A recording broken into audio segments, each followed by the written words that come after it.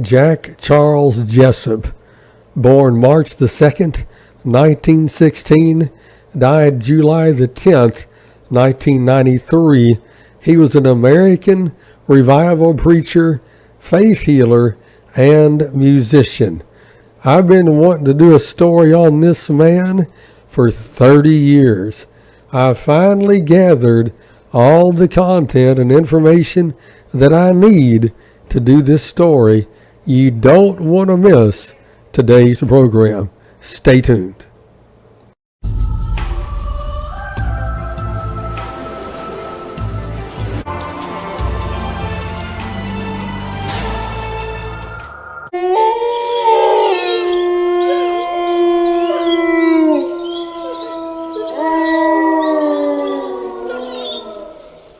Hello, ladies and gentlemen.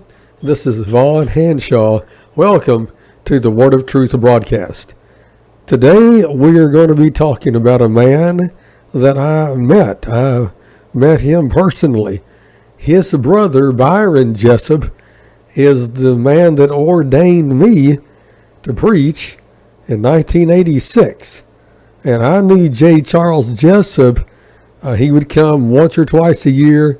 Him and the 7 brothers, they were all preachers.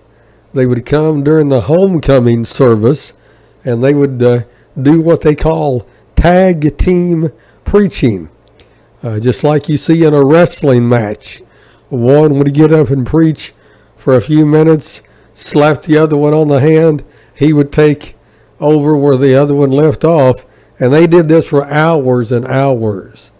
And I knew back then as a older teenager that something was off about the Jessup brothers, and something wasn't right. So I've been researching this family for 3 decades. Finally, I have all the information that I need to at least do a video on at least J. Charles Jessup. His name was Jack Charles Jessup, but he was known as Reverend J. Charles Jessup. He was a faith healer. After World War II, in the 40s, the 50s, and 60s, his name was known all over the United States of America. Through his radio broadcast that launched out of Del Rio, Texas, he became very well known nationally, and at his peak of his ministry received more than 4,000 letters every day, most containing money donations. And that's what got him in trouble. Years later, he would be brought upon charges of financial and spiritual fraud and sexual immorality, and his career was ended by a 1968 mail fraud conviction. Jack Charles Jessup was born in 1916 in Gulfport, Mississippi, to Reverend Walter and Maud Jessup as one of 9 children. I think he was the oldest son. He had 6 brothers and 2 sisters, and I met all of them. I knew some of them very, very well. His Pentecostal preacher father, Walter, was an early disciple, listen to this, of Charles Fox Parham. I've made numerous videos on him. He was the father of the Neo-Pentecostal movement. He's one of them that started the Azusa Street revival. He and William J. Seymour, they started the whole thing. So Jessup there, Walter Jessup, sat right under Charles Fox Parham, and Charles Parham was a false teacher. He was a sodomite. He was an accused sodomite, I should say, an accused child molester, had all kinds of frauds and scams going on. You can watch my videos on him on my channel. But my point is, Walter Jessup was one of his disciples, and so were the Jessup brothers. Now, Jessup first began to preach on street corners at the age of 12. He led his first revival meeting at the age of 14, and that would have been in the year 1930, right before and during the Great Depression. Those street meetings and all those meetings he held were so successful that crowds of people stood outside the meetings well before the preaching time occurred and long afterwards. And then he began to get into churches, and then that's when the long lines of people began to flock to those churches. Now, J. Charles Jessup claimed to be a faith healer. You said he had the gift of healing, and it was, he said, bestowed upon him after a multi-day session of prayer and fasting down in Tampa, Florida in 1933. So from 1933 on, he was a known, famous, well-known faith healer here in America. Not long after 1933, he was given a tent purchased from the Ringling Brothers, and Byron Jessup told me this story. They bought the tent from Ringling Brothers. It was the largest tent in America. Maybe, I think Byron Jessup told me, the largest tent in the world. So he bought this tent, and from one of those individuals who believed he had been healed through Jessup, he gave him this tent. So Jessup operated independently from any Christian denomination. And because the Assemblies of God would not go along with his multiple marriages, and so he found the Baptist denomination way too strict from a financial standpoint. They wanted him to be accountable for his morals and his money, and he wanted nothing to do with that. So he gained fame through the 1940s after World War II. And if memory serves me correct, he did serve in a military branch during World War II. And so right there in the 40s, after World War II, Oklahoma Governor Roy Turner invited Jessup to pray over his severely arthritic mother, Etta Graham Turner. Turner's belief that she'd been healed only added to Jessup's ministry. Here was a governor that his mother had, quote, been healed. Of course, none of this has ever been documented or verified by medical doctors, of course, but the woman said she was healed. The governor vouched for that. So Jessup's ministry launched. It just skyrocketed after that. However, there is a caveat to this story. Jessup was not popular with everybody, and the Jessup brothers were not popular with everyone. And Jessup's daddy, Walter, was not popular with everyone. As a matter of fact, you can read back through the newspaper articles in that era, the 40s, the 50s, the 60s. Town merchants, town businessmen were so much against the Jessups coming in because when they came into town, they received huge, large donation. And so the businesses, their businesses dwindled down. The money flow almost come to a halt in some cities because the Jessups were taking all of the money through donations. And so the town businessmen stood against them in some places, and also the local ministers, the local pastors, especially the churches of Christ. They saw a significant decrease in the money coming into their churches. So they withstood the Jessup brothers. So when these two groups of people, the businessmen and the local pastors, joined forces together in convincing law enforcement to encourage the Jessups to find another city to hold revivals in. That happened in a lot of cities. Now, what this caused was a lot of enmity, a lot of hostility between the Jessups and the businessmen and the local pastors. And a lot of them local pastors were spot on because they said the Jessups were miracle mongers and they were teaching heresy and false doctrine, which that's exactly what they were doing. All right, now I want us to jump ahead to the year 1947.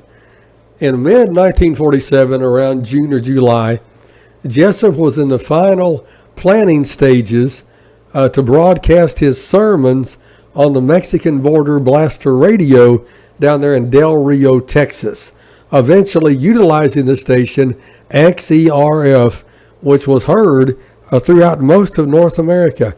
Now, I read an article that said right here that the movie The Apostle was made after the life of J. Charles Jessup. I don't know how true that is, but if you look at the movie The Apostle and the life of J. Charles Jessup, they're almost identical. Both of them was on the radio in Texas. Both of them was assaulting people. We're going to get into that in a few minutes. Literally beating up people, and they call themselves the preachers. It's all documented in news stories. So Jessup started there on the radio in Del Rio, Texas, and he started the, what is it called, Fellowship Revival Association there in Fort Worth, Texas. That was his, what you would call, umbrella organization for their personal appearances and their radio work. So all the 7 Jessup brothers worked under the Fellowship Revival Association. The name of the church where I was ordained in March of 1986 was Revival Tabernacle Churches of America, which is out of the Fellowship Revival Association in Fort Worth, Texas. So my first ordination come right through this group. So soon after all this, Jessup, his popularity skyrocketed. As I said a while ago, he was receiving 4,000 letters a day. That's about 120,000 letters a month. And most of them contained money donations. So what did he do? He then bought radio airtime in Chicago and then in New York.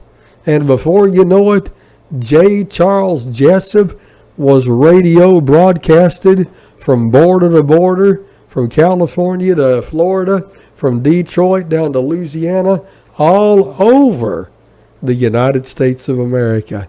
His name was known in every house in America.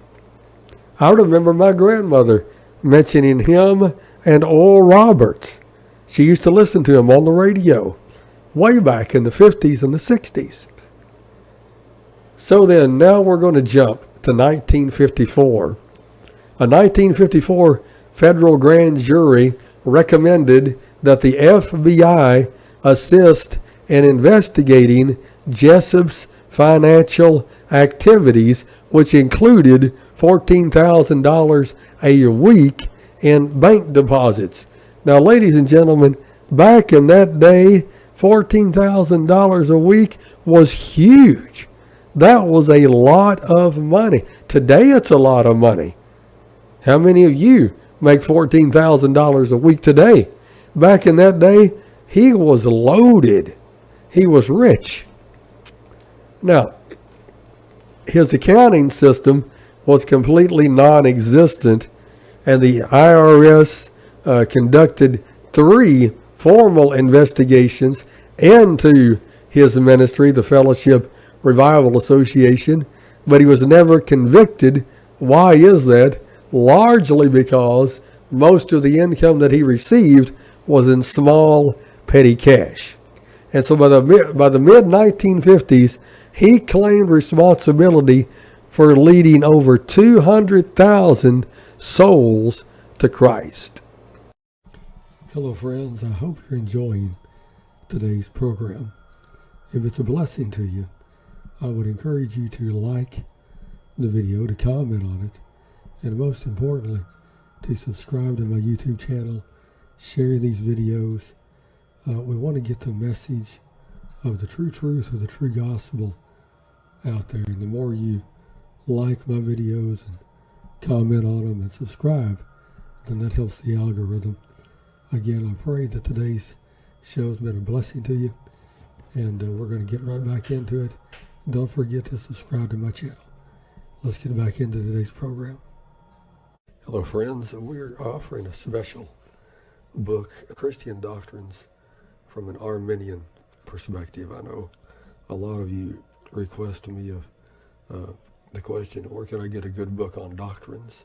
Well, I've finished this one, and I cover every doctrine, every major doctrine in Christianity. The doctrine of God, the doctrine of Jesus Christ, the doctrine of the Holy Spirit, the doctrine of the Scriptures, the doctrine of man, the doctrine of salvation, the doctrine of man's free will, the doctrine of perseverance, the doctrine of heaven, the doctrine of hell, the doctrine of sanctification, the doctrine of demons, the doctrine of Satan, the doctrine of evangelism and global missions, the millennial reign. And I have one chapter that I've dedicated to all the false doctrines in the world today, the major ones. So be sure to avail yourself of this special offer. And I'm not charging anything for this. I am accepting any size donation or love offering. And if you can't afford it, then I will get this ebook. It's an ebook. It's not a paperback book. It's an ebook that I will email to you. It's about nearly 300 pages long. And so it's a book on all the fundamental doctrines of Christianity. Make sure and order your copy of this today. Now let's get back into the program. So through their radio broadcasting and all of their tent revivals, you have to understand, all these brothers, they had tents, and they went around all over America holding these tent revivals where hundreds and thousands of people flocked to these tents. That's how that Byron Jessup there in Lexington, Kentucky, he brought a tent in, held revival there. I think it was back in the 50s. Well, I don't really know the date. I think it was in the 50s. And thousands came out to hear him and his daddy and his brothers preach. And so he built a large church there. So I started going there in the mid-1980s. So they become very wealthy through the radio ministry and through all of these tent revivals. And he built a dream house next to Jefferson Davis's last home down there in Biloxi, Mississippi. Now, let's jump to the year 1962. Although the FBI and the IRS were never able to convict Jessup of a crime, an investigation begun in 1962 by Charles Miller and Horace Whitley of the Medical Fraud Unit of the United States Postal Inspection Service had a very different outcome. This would be the beginning of the downfall of J. Charles Jessup. He was arrested along with his ex-wife Rose and his associate Pee Wee Maddox. And in 1964, they were arrested on 11 counts of mail fraud, false statements regarding his divorces, and bigamy, which he denied, but it was all proven later to be true. Jessup's bond was set at $100,000 in that day. That was a huge sum of money, ladies and gentlemen.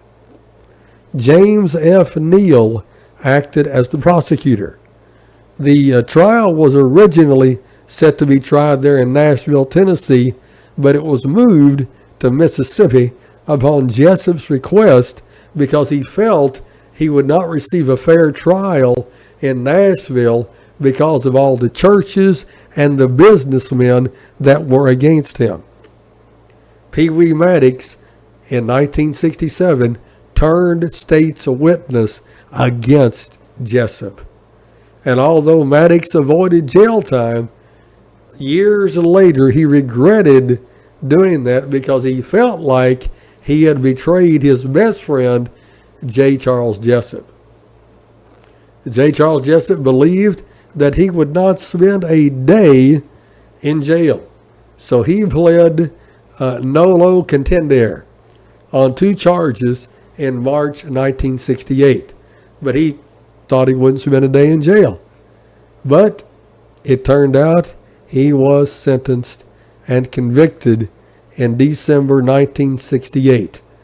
And to his absolute astonishment, he was sentenced to 1 year in prison, $2,000 in fines, and 5 years subsequent probation, during which any self-promotion was prohibited by Judge Dan Monroe Russell Jr., who in his sentencing statement lambasted Jessup's hypocrisy. The judge called him a hypocrite. March 1969, Jessup reported to the Federal Correction Institution in Texarkana. Jessup was released from prison 1 year and 1 day later. He moved to Natchez, Mississippi with his wife, Nita.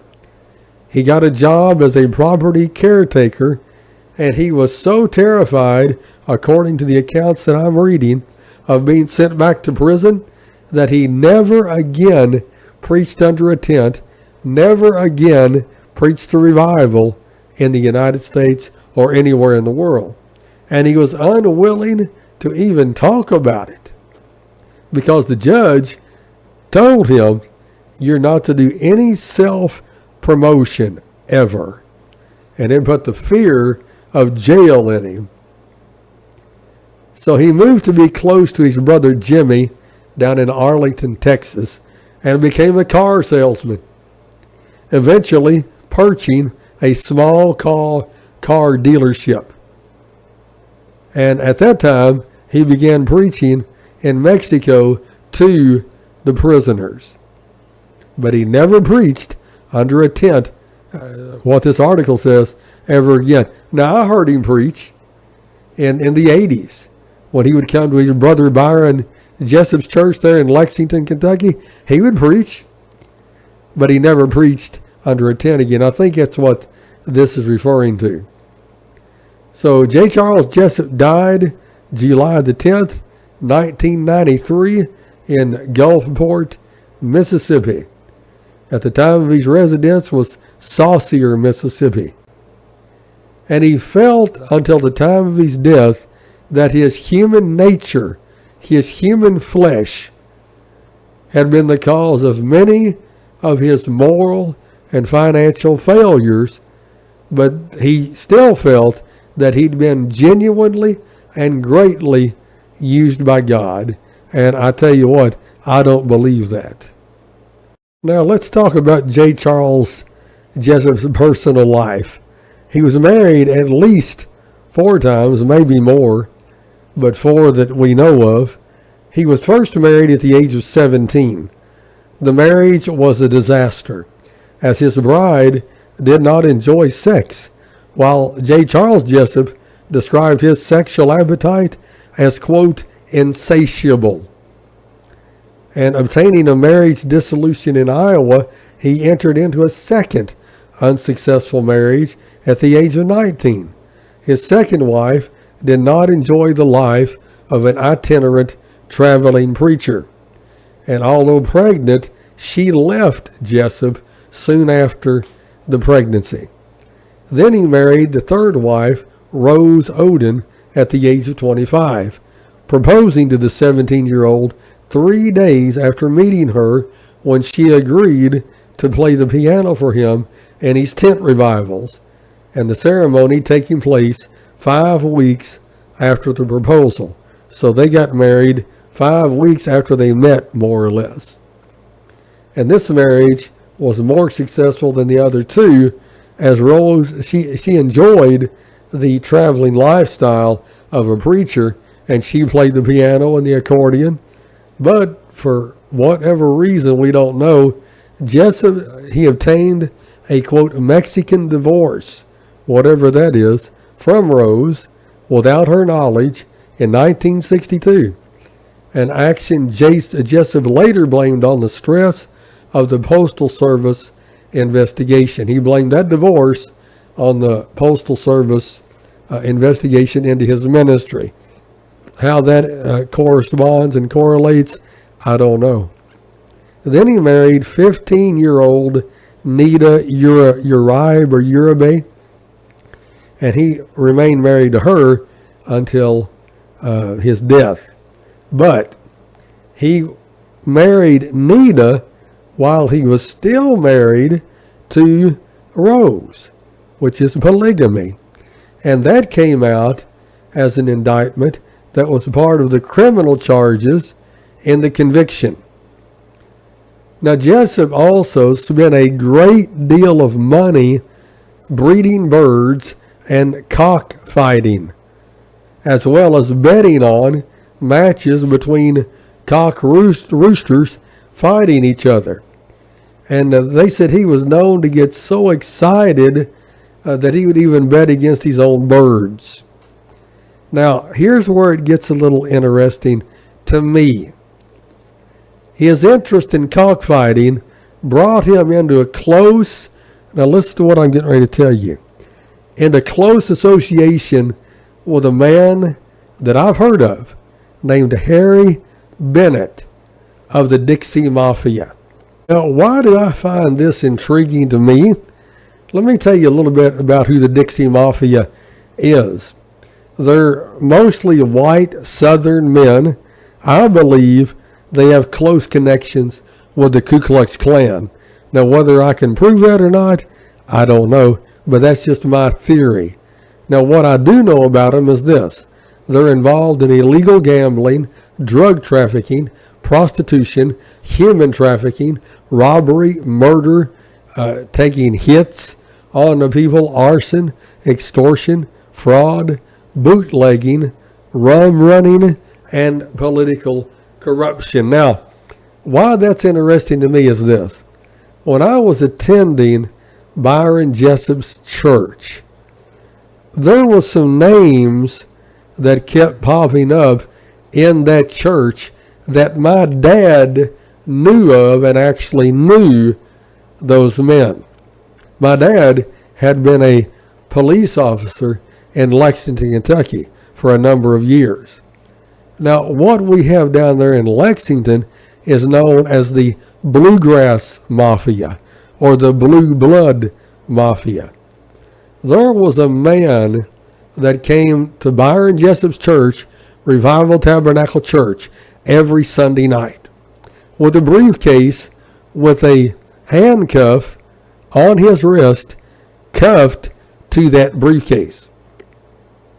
In other words, you wasn't getting that briefcase away from that man unless you got that key or cut his arm off. He was the man that got the money for the Sunday morning offerings and the Sunday night offerings, and he would take that money out of the church. Now, my dad and me, we saw that man carry a hidden pistol under his belt every time he showed up. The older I got, that man's name come up again. He was known to be associated with the Bluegrass Mafia. I'm telling you what, guys, a lot of these faith healers and these mega church pastors and a lot of these big-time TV preachers, they are heavily connected to some bad people. Now, the Dixie Mafia, they're connected to the Chicago outfit mafia and the New Orleans crime family. These are all syndicates, organized crime syndicates. Why in the world would a preacher of the gospel be hanging around other than to share Christ with them with a member of the mafia? Tell me why that would be. There's only one reason, ladies and gentlemen, because you're in deep corruption with them. Now let me get into the other part of this that I want to highlight. The Jessup brothers, in particular, Daryl and J. Charles, although I believe all the Jessup brothers were involved in this. They were involved in numerous, not one, numerous assault and battery criminal cases where they were literally beating up people. One of them was by a fellow evangelist named Edgar Bishop.